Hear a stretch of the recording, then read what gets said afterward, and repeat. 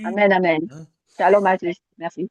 bienvenue à tous. En tout cas, je lance comment, le Facebook. Alors voilà, bienvenue à tous ceux qui vont me rejoindre sur Facebook aussi. Aujourd'hui, ça va être un sujet assez difficile, très difficile, mais je vais vous partager quand même un écran. L'écran, je dois bouger ça pour voir. Voilà, voilà, voilà. Hop,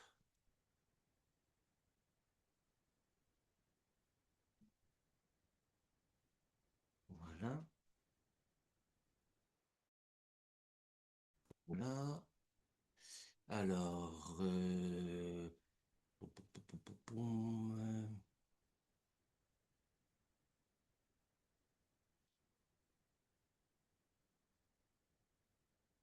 Voilà, voilà, voilà. Nous allons commencer par une note humoristique.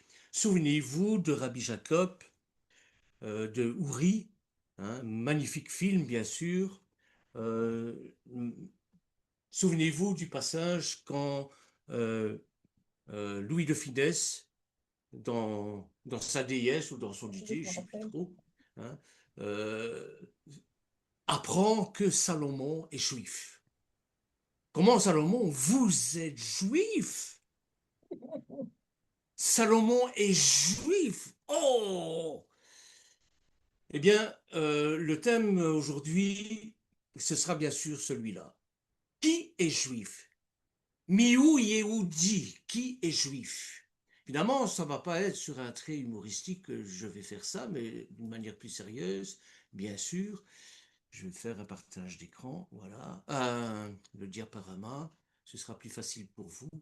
Donc, qui est juif? Et que signifie être juif? Voilà une question bien difficile à répondre, tant que l'identité juive est complexe, et nous allons essayer d'y voir un peu plus clair. Alors, cette question donne son nom, bien sûr, à un ensemble de débats qui a toujours eu lieu dans la Bible. Et encore, souvenez-vous, la semaine dernière, oui, la semaine dernière, il était question dans la paracha, hein, d'un demi-juif. Et il y a eu des problèmes avec ce demi-juif au point même qu'il s'est mis à blasphémer contre l'Éternel. Je paraphrase en deux mots, il dit, Seigneur, moi je n'ai pas demandé d'être juif, je n'ai pas demandé d'être égyptien, je n'ai rien demandé de tout ça, et voilà que je n'ai pas droit à la part d'Israël parce que je ne suis pas juif. Voyez. Donc le blasphème vient de là en particulier. Et c'est une question qui va revenir constamment. Nous avons parlé la fois dernière, mardi dernier, de Yom Hashmaut, et ce débat est revenu. C'est-à-dire, au Parlement israélien, les 9 et 10 février 1970, 70 pour les Français, sous le gouvernement de Golda Meir, eh bien, ces débats vont aboutir à un vote d'un amendement de la loi du retour en 1950, de 1950, qui garantit à tout juif, ainsi qu'à son éventuelle famille non juive, le droit d'immigrer en Israël, de faire leur aliyah, dans lequel est défini comme juif tout individu né de mère juive ou converti au judaïsme et ne pratiquant pas une autre religion. Chapitre 24, verset 10 et suivant, on évoque le cas d'un fils d'une femme israélite, justement, et d'un homme égyptien qui se dispute avec un ben Israël, hein, et se met à blasphémer. Et Rachid précise que le père égyptien n'est autre que celui qui avait tué Moshe. Dans le Rachid suivant, il s'est converti. Qui s'est converti? L'Égyptien tué par Moshe? Dans ce cas, pourquoi pas le désigner comme Égyptien dans le Shemot? Ou bien le fils de l'Égyptien? C'est pas trop clair. Dans ce cas, peut-on en déduire que la naissance par sa mère, israélite, ne suffisait pas à le qualifier de juif? Voilà une des conditions pour avoir droit à s'installer en Israël. Une des conditions, c'est d'être juif. Et comment on voit qu'on est juif? Eh bien, d'abord par le nom. Vous savez, quand on appelle Elie Manesberg, euh, il n'y a pas photo. Mais ça ne suffit pas, il faut autre chose. Eh bien, en anglais, le pantalon des petits garçons ou des hommes, et là, on voit tout de suite qu'on est juif. Vous savez de quoi je veux parler. Donc, depuis la fondation de l'État d'Israël en 1948, cette question, qui est juif, passe de le langage courant et réapparaît à plusieurs reprises, provoquant des remous religieux, sociaux, politiques, lorsque plusieurs cas légaux de haute portée se produisent au sujet, à ce sujet-là en Israël. Alors cette volonté de définir la judaïté ou la judéité en termes objectivables est souvent critiquée, non seulement du fait de l'évolution historique permanente de la notion d'identité juive, mais surtout parce qu'elle rappelle les tentatives semblables de caractériser les juifs selon des différentes approches contestables, entreprises lors des heures les plus sombres de l'histoire du peuple juif, autant de l'Inquisition pour les chrétiens, autant du nazisme par exemple. C'est pour ça que je vous parlais de la circoncision et je vais vous parler aussi du nom. Actuellement, la question le plus débattue au sujet de la judéité sont les statuts des enfants issus de mariages mixtes, bibliquement. Croyez bien que dans le désert, enfin, la sortie d'Égypte, 400 ans d'esclavage, il y a eu des mélanges, forcément. Et souvenez-vous de la bénédiction de Yaakov, avec les fils de Joseph, Éphraïm et Manassé. Hein. Donc la validité du processus de conversion qui vont suivre ce processus-là, je vais parler tout à l'heure des cassars, évidemment, le statut de personne née ou convertie à d'autres religions, il y a des juifs qui sont d'autres religions que le judaïsme, si on considère le judaïsme comme une religion. Je pense notamment à Aaron Lustigier, Jean-Marie Lustigier, qui est devenu cardinal catholique. Or, c'est un juif. À la mort de son père, il a récité le Kaddish. Vous voyez? Alors, que signifie être juif? Être juif, c'est une identité complexe, multidimensionnelle, alliant le peuple, la culture, l'histoire et la religion. Et selon la loi juive, la Lara, et juif quiconque est né d'une mère juive ou s'est converti au judaïsme. C'est un sentiment d'appartenance à une histoire partagée, pouvant être vécu de manière laïque, culturelle, spirituelle, religieuse, sans nécessité d'être pratiquant. Souvenez-vous à Sukkot, lorsqu'on agite le loulav, aux quatre coins cardinaux, eh bien, le loulav représente les quatre formes de juifs qu'il existe. Voici les aspects principaux définissant l'identité juive. Judéité, judaïté, c'est l'identité juive. Donc, une personne juive est née d'une mère juive ou convertie. Une judéité, je dis une judéité parce que c'est important, judéité, judaïté, on va faire la différence par la suite, c'est pas tout à fait la même chose, bien que souvent c'est confondu. Une judéité considérée comme inaltérable. Et ça, c'est ce que j'appelle les juifs d'essence. Alors vous avez l'identité culturelle et du peuple. Beaucoup se définissent avant tout comme membres du peuple juif, partageant une culture, une histoire un destin commun, indépendamment de leur foi. Vous avez la notion de mitzvot, l'observance de 613 commandements, qui est au cœur même du judaïsme traditionnel. Et vous avez une multitude de diversités au niveau des pratiques. Il existe une grande variété de manières d'être juif, allant des orthodoxes, les Haradim, jusqu'aux juifs laïcs ou culturels. Voyez?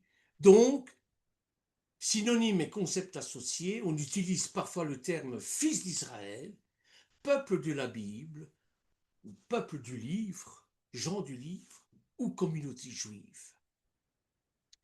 L'identité juive est souvent décrite comme une mosaïque, où la croyance, les mounas, la foi, s'apparente plus à une confiance en l'histoire et en Dieu qu'à un dogme rigide. Et pour certains, c'est aussi une responsabilité ou une exultation d'accepter cette identité, selon les perspectives philosophiques. Exemple d'utilisation de l'identité juive, au niveau religieux, c'est le respect du Shabbat, manger kasher, étudier la Torah. Au niveau de la culture, c'est célébrer les fêtes, Hanouka, Purim, sans pratique religieuse stricte, ce qu'on appelle les fêtes par tradition. Au niveau de l'identité, c'est se sentir solidaire du peuple et de son histoire. La mémoire de la Shoah, par exemple. Alors, éternel questionnement sur ce qui est être juif. Est-ce que ça dépend d'une race, d'une religion ou d'un peuple? La réponse est claire que pour les pires racistes, et encore. Écartons d'emblée les définitions qui donnent l'illusion de la clarté pour ne plus avoir à en revenir. Est-ce que être juif, c'est lié à une race? Bien, être juif n'est pas appartenir à une race. Bien sûr, voilà un mot que le nazisme a rendu tabou, mais l'historien Léon Poliakov a dû constater que la notion de race sémite s'est infiltrée dans les esprits au point de devenir une vérité éternelle, admise même par ceux des juifs qui parlent d'eux comme des sémites. Pourtant, si vous allez à Tel Aviv, il y a un panneau. Le panneau qui accueille les visiteurs au musée de la diaspora montre des différents types les plus variés. Donc, il ne s'agit pas de race. Dois-je rappeler que le terme sémite a été inventé à la fin du XVIIIe siècle pour désigner une famille de langues et seulement de langues. La fois dernière, je vous ai parlé de l'ethnolinguistique, mais c'est ça. La notion de race y est ajoutée par la suite sans fondement scientifique. Si ce n'est pas une race, alors c'est une religion. Être juif, c'est appartenir à une religion. Bien, si vous interrogez les rabbins, ils vous diront que le judaïsme n'est pas une religion. C'est la définition la plus attendue, évidemment. Or, si on définit une religion pas des dogmes, force est de constater que le judaïsme en a singulièrement peu de dogmes. Il impose non tant des croyances que des pratiques, des mitzvot, qui en font plutôt un mode de vie. Il suffit de voir l'étude de chaque paracha. Dans chaque paracha, vous avez, les rabbins ont extrait toute une série de mitzvot. Voyez. Tel est d'ailleurs le sens original du mot ludaiamos en grec, apparu pour la première fois au 1er siècle avant l'ère courante, en opposition à hellénismos, et non avec une autre religion. Alors ce judaïsme a d'ailleurs évolué avec le temps. Affirmer un judaïsme intégral transmis sans modification de génération en génération depuis le Sinaï ben, c'est montrer une totale méconnaissance de l'histoire et exclure la plupart des formes du judaïsme existant de nos jours. Alors, si ce n'est pas une religion, si ce n'est pas une race, c'est un peuple. Nous avons vu que le peuple est né en Égypte, hein, avec le passage de la mer Rouge. Nous avons vu qu'en 1948, la nation est née. Hein, mais le terme de peuple juif, puisque la nation est reliée à la terre, le terme de peuple juif utilisé pour rendre âme Israël peut, quant à lui, prêter à confusion. Avant la Révolution, on parlait des nations juives allemandes, portugaises, françaises, belges. Et ça n'a évidemment rien à voir avec la définition de la nation telle qu'on la conçoit aujourd'hui. La notion de peuple juif renvoie certes à une collectivité qui a existé en tant que peuple dans l'histoire, mais de nos jours, quand elle est employée, elle se réfère plutôt aux adeptes d'un mode de vie, d'une culture elle-même centrée sur une religion, méconnue et appliquée à ses degrés forts divers. En fait, le judaïsme ne peut se définir par un seul aspect ni ethnique, ni religieux, ni par la notion de peuple au sens habituel du terme, mais par quelque chose qui les englobe tous, qui englobe ces différents aspects et les dépasse à la fois. Alors, que veut dire juif? Pour faire un peu d'histoire, le terme juif dérive du nom du quatrième fils de Yaakov, Yehuda. En hébreu, c'est Yehuda. Et peut avoir à l'origine uniquement désigné les descendants de Yehuda, de Juda, qui constituaient une des 12 tribus d'Israël. Souvenez-vous, sur son lit de mort, Yaakov assigne à Juda le rôle de chef et de roi, prophétie qui s'accomplit en 869 avant l'ère commune, lorsque l'ensemble des 12 tribus se soumet au règne du roi David et de la tribu de Juda. David qui était de la tribu de Juda. Mais après la mort du fils de David, après la mort de Salomon, un conflit va scinder les 12 tribus d'Israël en deux royaumes. Le royaume du nord et le royaume du sud. Le royaume du sud, ça va être les Judéens et la tribu de Benjamin, hein, et aussi les Lévites, hein, qui n'est pas une tribu proprement parlée. Et ils avaient comme centre la capitale de Jérusalem et le temple. Et vous aviez le royaume d'Israël ou d'Éphraïm, hein, au nord, qui comprend les 10 autres tribus. Et vers le 5e siècle, avant l'ère commune, le royaume d'Israël va être conquis par les Assyriens. Et les 10 tribus vont être exilées, vont être dispersées, assimilées, perdues. Et les seuls Israélites restants vont être les habitants du royaume de Juda. Et le terme Yéhoudi, ou juif, vient à désigner tous les Israélites, indépendamment de leur ascendance tribale.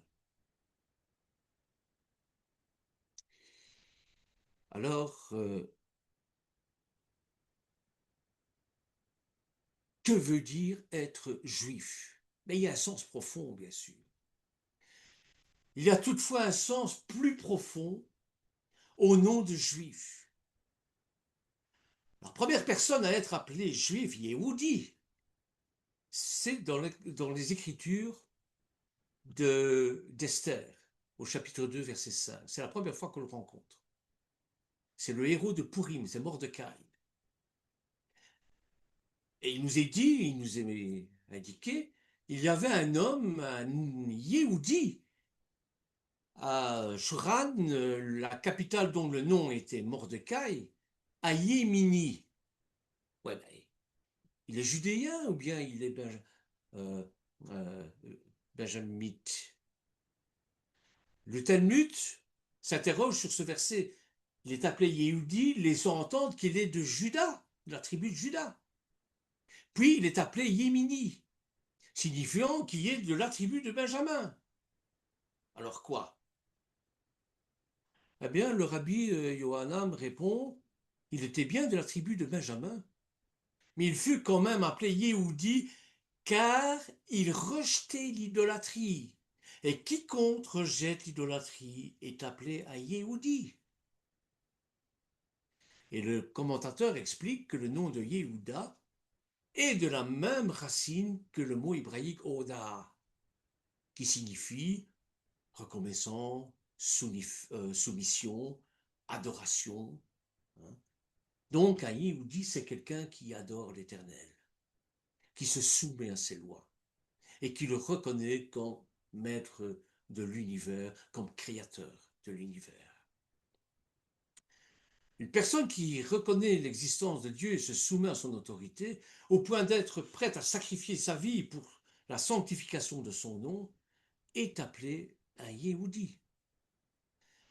C'est pourquoi Abraham est souvent désigné comme ayant été le premier juif.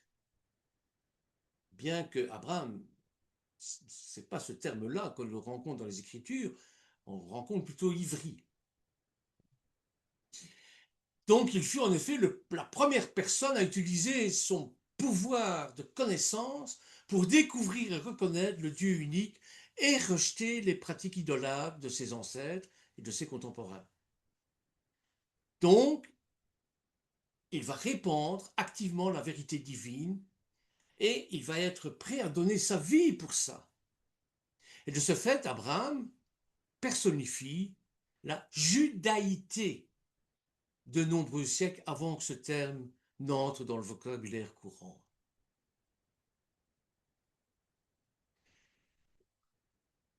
Alors,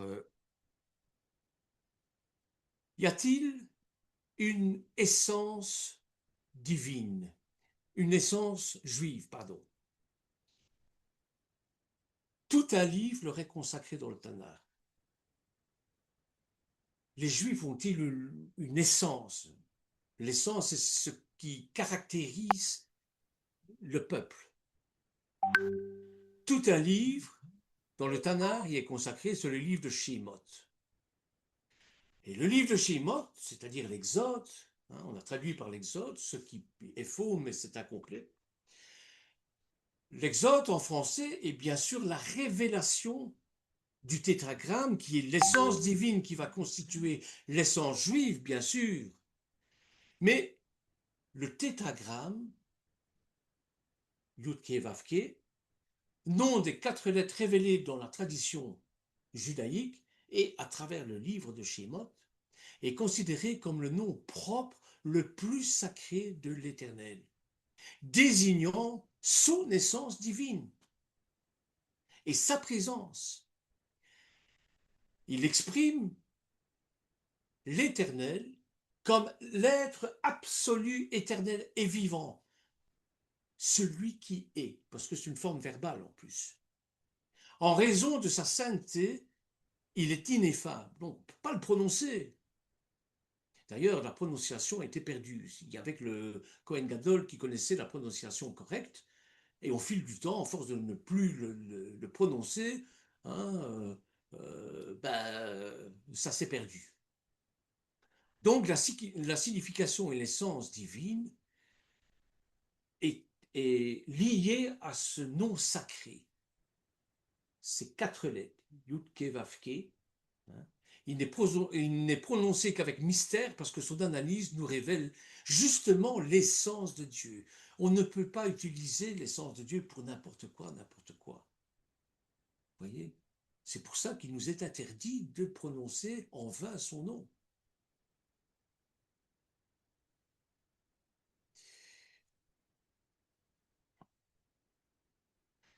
Alors, on a parlé du judaïté et de, de judéité.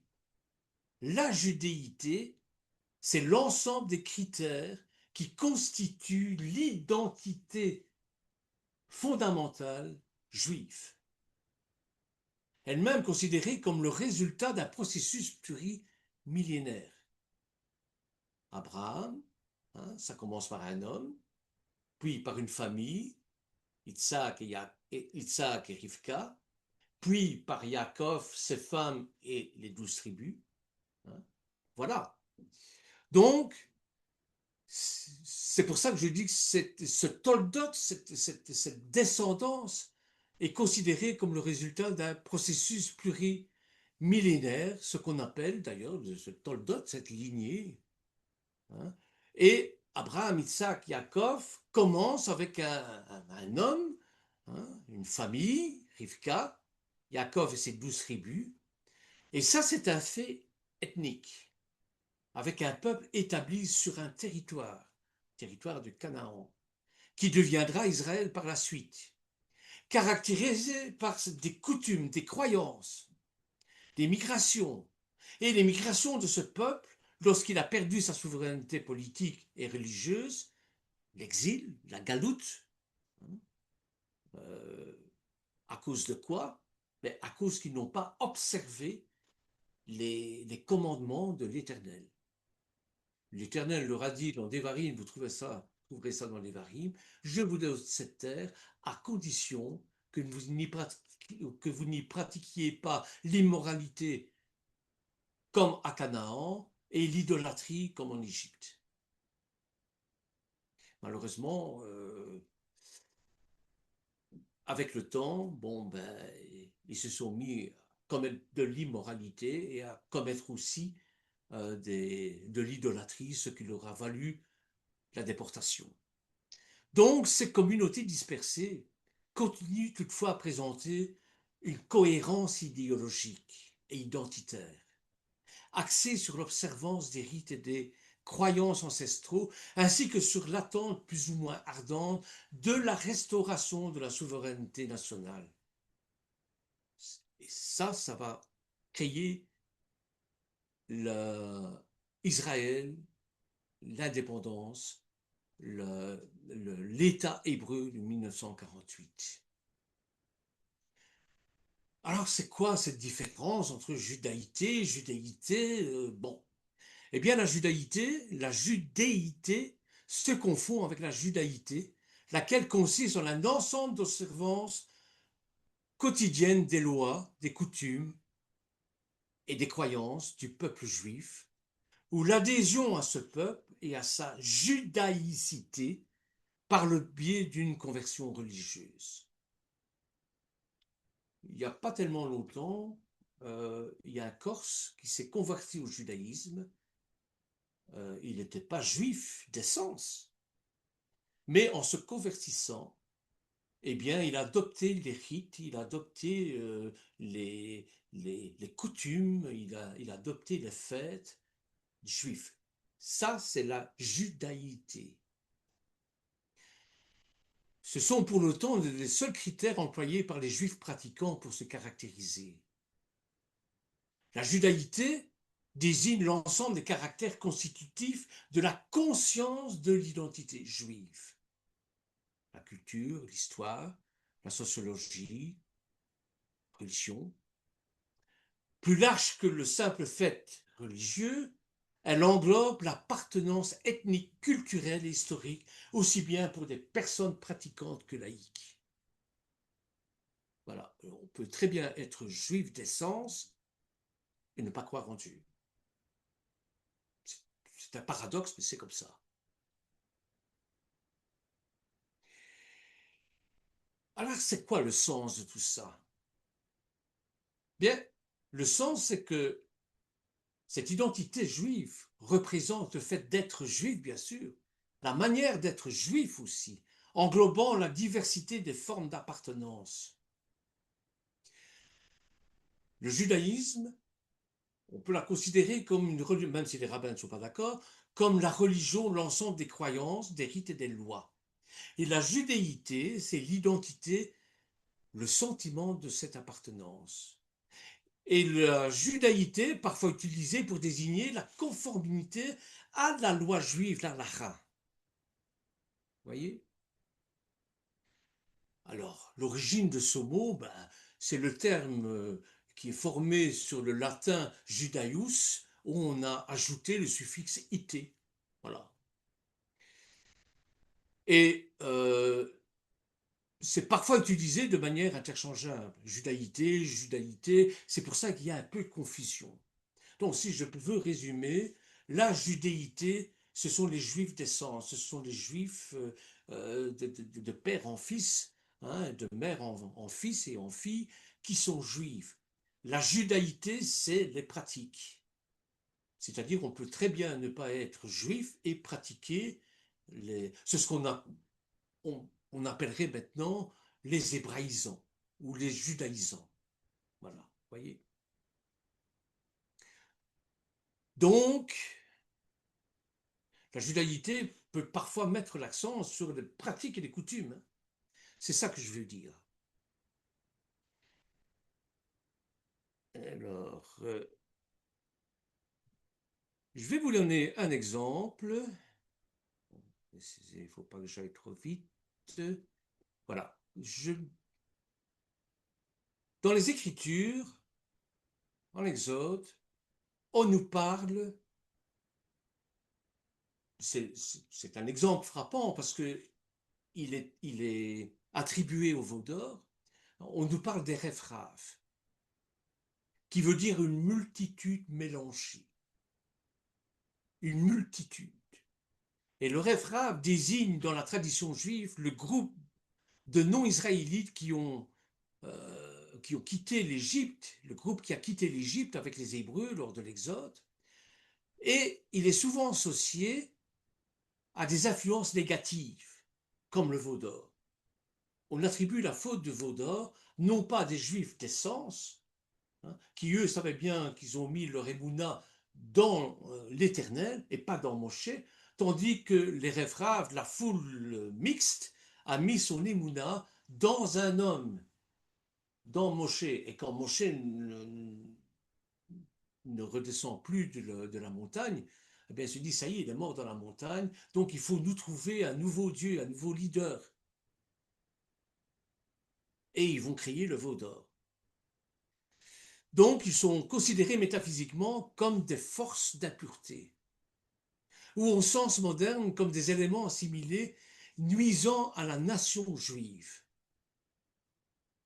Les Réphraves, vous verrez ça en Exode au chapitre 12, verset 38, il s'agit d'un mélange de peuples, notamment des Égyptiens. Je vous ai dit 400 ans d'esclavage. Bon, il y a des Égyptiennes qui sont tombées amoureuses d'Égyptiens et se sont mariées, euh, d'Israélites, hein, des Israélites qui sont tombés amoureux d'Égyptiennes, ils se sont mariés, ils ont eu des enfants, et bon lorsque ma femme qui est égyptienne, lorsque Moshe donne au son du chauffard l'ordre de quitter l'Égypte, eh bien toute la famille égyptienne, israélite, etc., ont suivi. Voilà, c'est ça quoi. Donc il s'agit d'un mélange de peuples, notamment égyptiens, qui se sont joints au peuple d'Israël.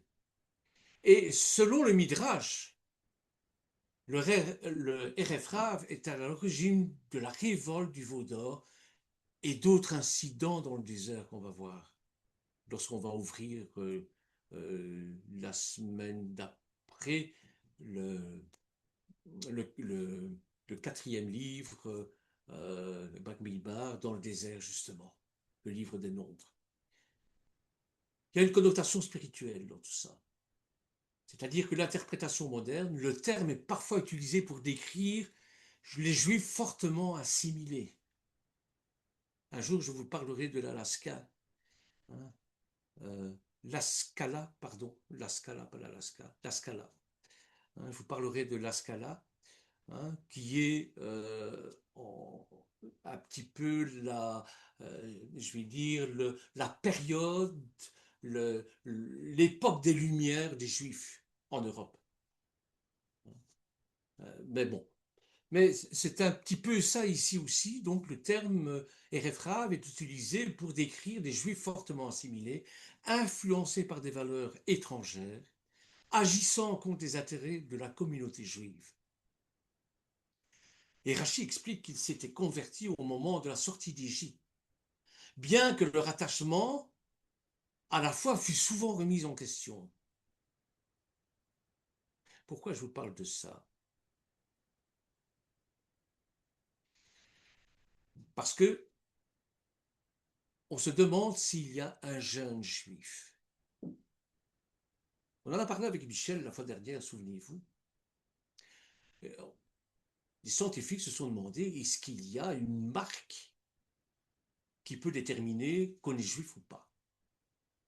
Puisque ce n'est pas une race, ce n'est pas une religion, ce n'est pas un peuple, ce n'est pas une ethnie. Bon, il y a bien quelque chose qui fait qu'on est juif. Eh bien non, il n'existe pas de jeune juif. Enfin, du moins, un jeune juif unique et spécifique qui va définir l'identité juive.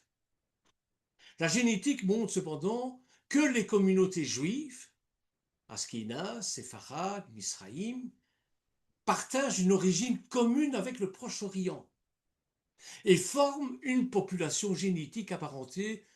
C'est une sorte de famille élargie avec des signatures ADN proches. Oui, mais il n'y a pas de jeunes juifs. Je vais citer quelques points clés issus des études génétiques, parce qu'en fonction d'hommes et de femmes, il y a des marqueurs différents. D'abord, la proximité. Je ne parle pas d'un jeune, hein. Il n'y a pas un seul jeune juif, mais il y a des proximités. Les études révèlent une homogénéité génétique significative entre les groupes juifs dispersés, souvent les plus proches entre eux qu'avec la population non juive de leur pays d'accueil. Je suis sûr que si on prend du sang de Michel et qu'on l'analyse, eh bien, il y aura des marques. Pas un jeune juif, mais des marques qui seraient plutôt plus proches des juifs que de sa famille d'origine. Donc, les origines ancestrales font de la majorité des communautés juives qui partagent une ascendance ancestrale commune en Méditerranée orientale, donc au Proche-Orient, hein, consolidée par des mariages intracommunautaires pendant des siècles. Vous avez des apports locaux aussi, les génomes juifs sont des mosaïques ayant intégré des éléments génétiques locaux lors de la diaspora. En Europe, bon, ben vous avez les Ashkénazes. En Afrique, Afrique du Nord et même au Cap-Vert, par exemple, vous avez des séfarades.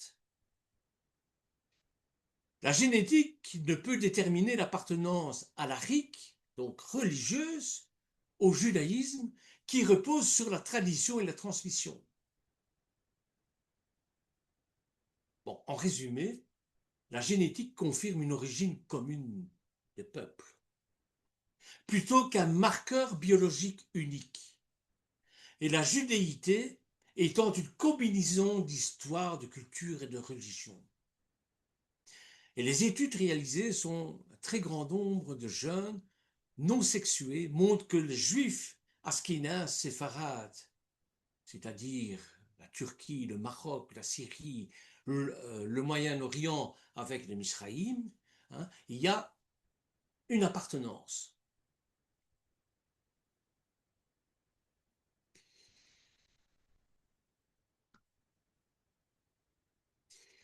Alors, nous allons parler justement de ces appartenances, hein, avec, bien sûr, les Juifs ashkénazes, séfarades, misraïm. Hein. Les Juifs ashkénazes, séfarades et misraïm sont les trois principaux regroupements ethnoculturels du judaïsme, différenciés par leur origine géographique et leur tradition minarim. Les Ashkénazes viennent d'Europe centrale, comme vous le savez. Les Séfarades viennent de la péninsule ibérique, Espagne, Portugal. Les Misraïm viennent du Moyen-Orient et l'Afrique du Nord. Les Askénazes d'Europe sont les descendants des communautés juives installées en Allemagne, en France et en Europe de l'Est. Traditionnellement, ils parlent le yiddish, ils sont yiddishophones. Et même lors de l'exode, à cause de la guerre, le yiddish américain n'est pas le même que le yiddish parlé en Allemagne ou en Pologne, etc. Donc ils ont leur liturgie propre aussi. Par exemple, hein, bon, c'est tout un détail, mais l'interdiction de consommer des légumineuses pendant Pessah, les différences de prononciation dans la prononciation de l'hébreu. Le A traîne sur le O. Si vous écoutez un Ashkénaze parler, eh bien vous verrez qu'il traîne les O, Shavuot, hein, bon, au lieu de Shabbat.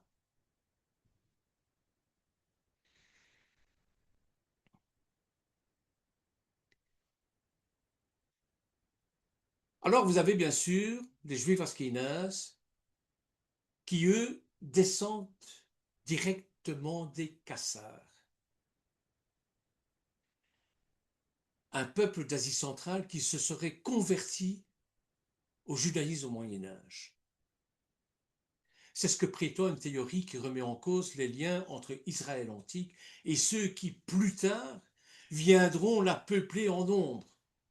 Si vous allez en Israël, vous avez énormément de juifs ashkénazes, hein, parce qu'ils ont échappé, ou ce sont des rescapés de la Shoah, évidemment.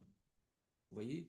Donc, au cœur des débats contemporains, sur l'antisionisme notamment, le mythe judéo-cassar, parce que c'est un mythe, va refaire surface avec une vigueur renouvelée.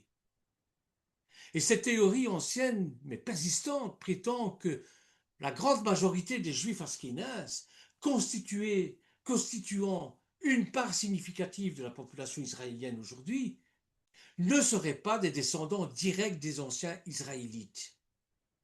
Donc ce ne seraient pas des juifs d'essence, mais plutôt dans une large mesure des descendants de Kassar. C'est pour ça que je vous explique tout ça, avec les juifs d'essence et les juifs qui ne sont pas d'essence.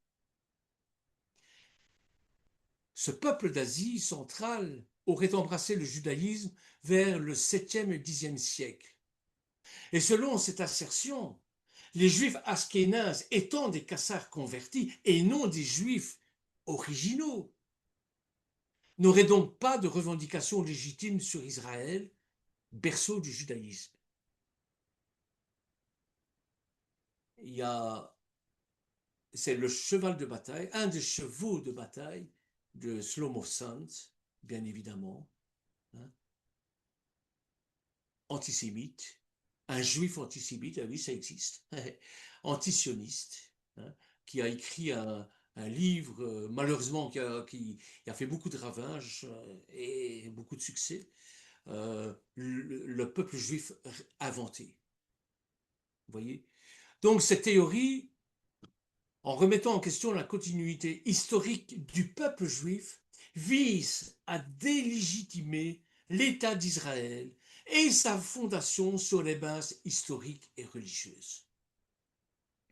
Alors le mythe judéo-cassar est instrumentalisé tant par l'extrême droite que par l'extrême gauche du spectre politique. Et bien que ces deux extrêmes nourrissent souvent des objectifs opposés, tous deux convergent dans leur contestation de la légitimité des Juifs sur la terre d'Israël. Là, il faut s'entendre. La théorie des Kassars sert alors le pont entre des courants idéologiques extrémistes divergents, une union des extrêmes qui est devenue particulièrement évidente depuis le 7 octobre 2023 et la guerre d'Israël avec le Hamas. Le Hezbollah, bien sûr, le Yémen, etc.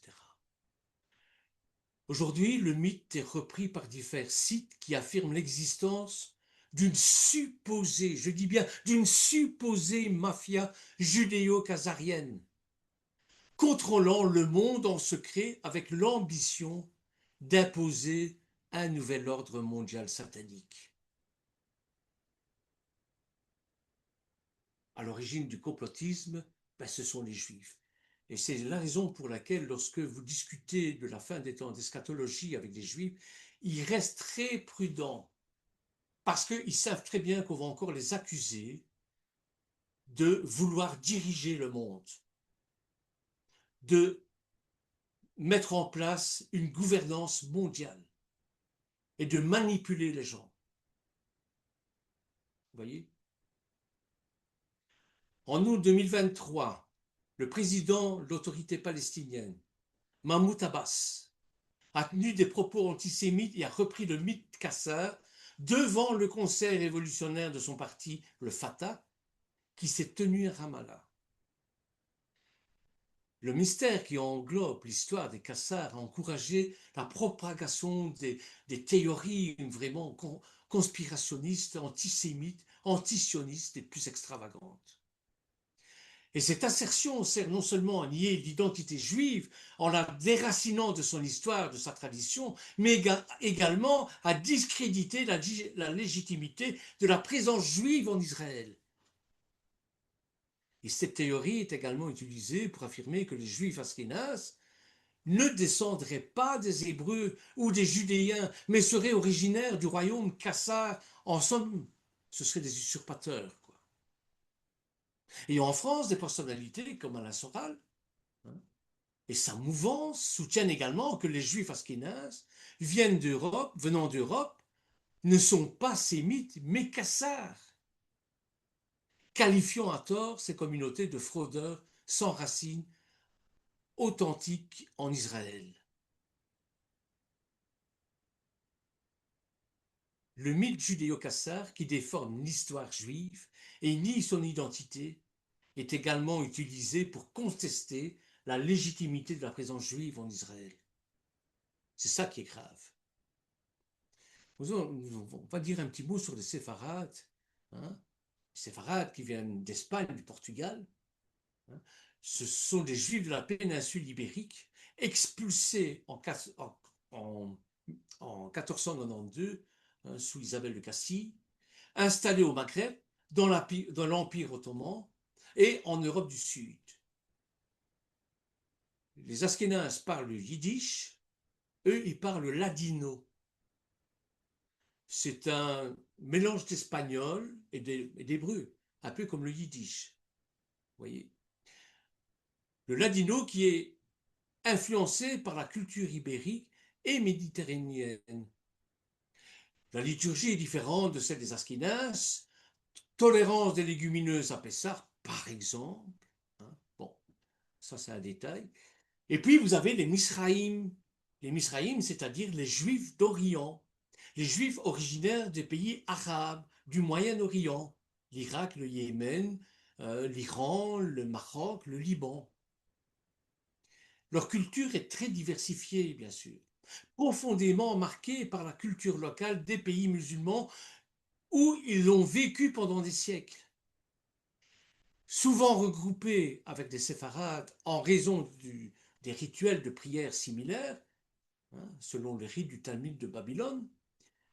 Alors, leurs différences et contextes actuels, eh bien que la loi juive, la halakha, soit la même, les rituels, les prières et les coutumes culinaires varient, forcément. Hein.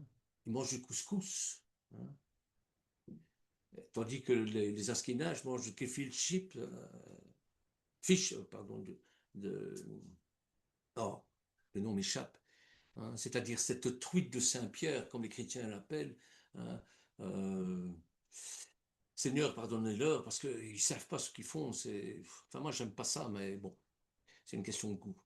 Donc, les Askénazes sont historiquement constitués d'élites politiques et économiques, tandis que les Misraïm ont souvent subi des disparités socio-économiques, bien que maintenant ça évolue évidemment. Alors, les distinctions sont principalement culturelles, géographiques, plutôt que théologiques.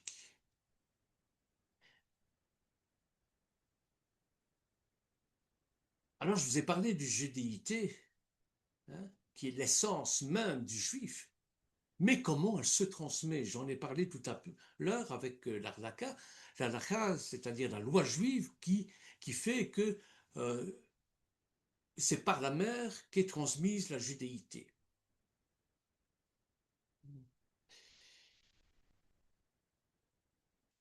Voici par exemple un exemple d'Askénaz et de Séraphinte. Hein.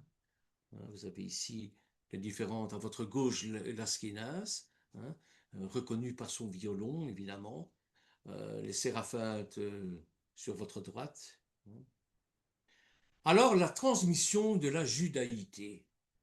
La judaïté se transmet traditionnellement, je dis bien traditionnellement, de manière matrilinéaire, c'est-à-dire par la mère, selon le droit rabbinique halakha. Un enfant né d'une mère juive est considéré comme juif, quel que soit son niveau pratique. Le judaïsme libéral, lui, reconnaît également la transmission par le père si l'enfant reçoit une éducation juive. David nous en avait touché un petit bout la fois dernière. Ce qui me semble plus logique, puisque le Toldot se fait par une ascendance ou une descendance patriarcale, donc pour moi c'est logique. Mais bon, la conversion est le processus permettant de rejoindre les communautés. Alors, au niveau de la filiation matrilinéaire, selon la loi juive orthodoxe, la judéité est détenue dans l'âme et se transmet uniquement par la mère. Dans le cas des couples mixtes, un enfant né d'un parent juif et d'un non-juif est parfois considéré comme présumé juif, s'il reçoit une éducation juive formelle au sein de la communauté. Vous voyez, c'est pas simple. Hein. Je ne voudrais pas être notaire en Israël. Le judaïsme libéral ou progressiste reconnaît la transmission de la judaïté par le père, qui généralement est reconnu aussi par le mouvement rabbinique quand le judaïsme est menacé. Alors, devenir juif est possible via un processus d'étude et d'intégration à la communauté, soumis à l'approbation d'un tribunal rabbinique. Et croyez-moi, c'est le parcours du combattant. Ils vont tout faire pour vous décourager. Tout. Mais si vous allez jusqu'au bout, c'est que vraiment, votre motivation est sincère. C'est comme ça qu'ils pensent en tout cas. Alors, qui est un vrai juif, qui n'est pas un vrai juif? Comme les Cassars, par exemple. Est-ce que ce sont des vrais juifs et pas des vrais juifs? D'abord, c'est un mensonge. Un mensonge qui est de retour. Il s'agit bien plus que d'une simple ignorance historique. Pour moi, c'est une rébellion spirituelle. Nier l'identité d'Israël est une rébellion directe contre Dieu. Ceux qui disent qu'ils ne sont pas de vrais juifs, je parle des Cassars, mais je parle euh, d'autres d'autres ethnies à ce moment-là, hein, comme, comme les Éthiopiens, comme les Japonais, comme ceux, les tribus reconnues et qui vivent en Inde, et qui sont reconnus par les rabbins. Donc, ils ne sont, ceux qui disent qu'ils ne sont pas de vrais juifs n'ont pas seulement tort, ils agissent contre ceux qui mettent en question chaque identité établie par l'Éternel lui-même. Dieu a choisi Abraham, Isaac, Yaakov. Dieu a nommé Yaakov, qui va devenir Israël. L'Éternel a juré une alliance éternelle avec leurs descendants. J'établirai mon alliance entre toi et moi et ta descendance. Ce sera une alliance perpétuelle. Genèse chapitre 17, verset 7. Nier leur identité revient à nier le droit de l'Éternel à définir la réalité des choses. C'est le même esprit qui redéfinit le genre, le mariage, les nations. Et cette tromperie, parce que pour moi cette tromperie ne concerne pas seulement Israël, elle reflète la même guerre spirituelle que celle que l'on observe dans notre culture actuelle. il les créa hommes et femmes. Genèse chapitre 1, verset 27. D'un seul homme, il a créé toutes les nations de l'humanité. Actes chapitre 17, verset 26. Ton nom ne sera plus Jacob, mais Israël. Genèse 32, 28. Malheur à celui qui conteste avec celui qui l'a formé. L'argile, dit-il à celui qui le forme, qui l'a formé, que fais-tu? Isaïe 45, verset 9. Dire que les Juifs ne sont pas de vrais Juifs, c'est comme dire que les hommes ne sont pas des hommes et que les nations n'ont pas d'importance. Ce n'est pas la vérité, c'est un défi. L'Éternel a préservé le peuple juif exactement comme promis, malgré les dispersions, l'Holocauste, les persécutions, les pogroms. Les Juifs demeurent et ils demeureront jusqu'à la fin. Les quatre empires, enfin les trois, puisqu'on est toujours dans l'empire romain, euh, sont passés. C'était d'immenses empires, très puissants. Le juif est toujours là. Et comme l'Éternel l'a dit, ce n'est que si l'ordre établi au soleil, de la lune et des étoiles disparaît, qu'Israël cessera d'être une nation devant moi pour toujours.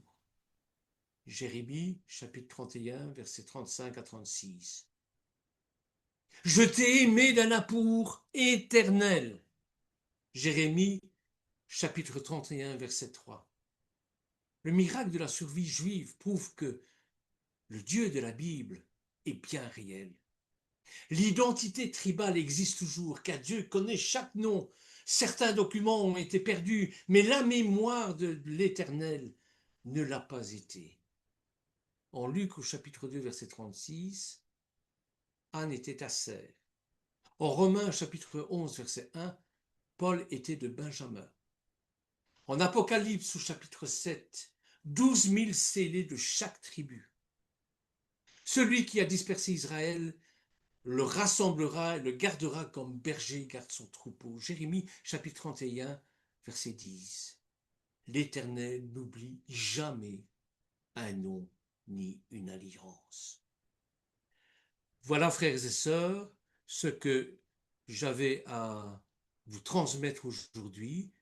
C'est pas quelque chose de simple, de facile. J'y ai mêlé ma conviction personnelle, bien évidemment. Hein.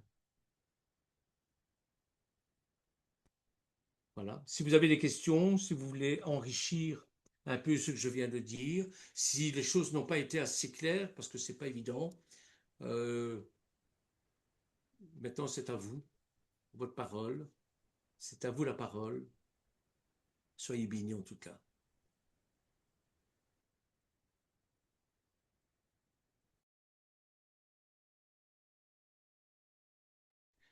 Est-ce que ça a été un peu plus clair pour vous ce qu'est la notion de juif?